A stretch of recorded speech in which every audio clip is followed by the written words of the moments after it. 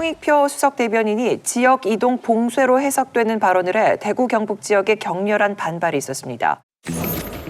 홍익표 민주당 수석 대변인이 대구 경북 주민들께 사과드린다며 대변인직을 사퇴했습니다.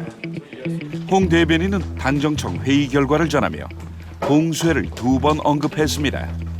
봉쇄 정책을 극대화시켜 통상의 차단 조치를 넘어서는 최대한의 봉쇄 정책을 그게 구체적으로 어떤 의미인지 하여간 최대한 이동이나 이런 부분에서도 일정 정도 행정력을 활용하는 것. 파장이 커지자 대구를 방문한 문재인 대통령까지 대구 경북 봉쇄 발언 진화에 나섰습니다. 지역적인 봉쇄를 말하는 것이 아니라 전파와 확산을 최대한 차단한다라는 뜻임을. 그런데 홍 의원은 사퇴하면서도 변명을 했습니다. 국내 방역 정책 전체가 봉쇄 정책이라고 했습니다.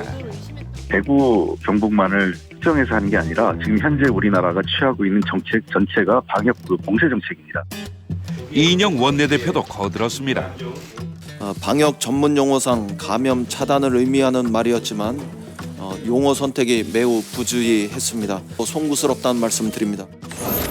자, 홍 대변인은 좀 구설에 많이 좀 있었어요. 네, 그렇습니다. 네네. 최근에 민주당에서는 홍익표가 아니라 홍감표다, 표가 날아간다, 뭐 이런 얘기들이 많이 나오고 있는데요.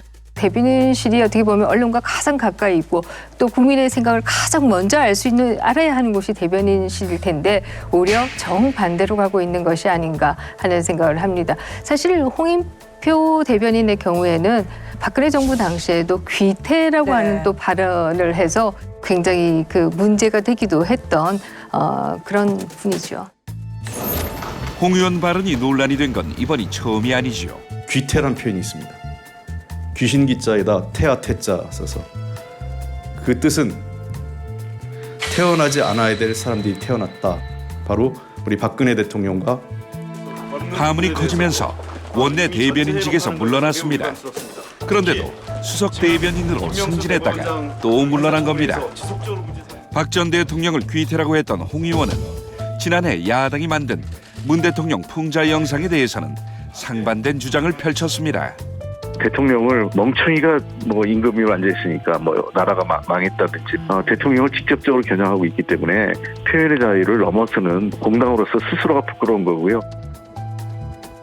이분이 정부 감각이 부족한 거라고 보는데 방역 용어로서의 봉쇄라는 개념하고 일반적으로 쓰는 개념으로서의 봉쇄라는 것이 어떻게 받아들여지는가에 대한 생각이 짧았던 거죠.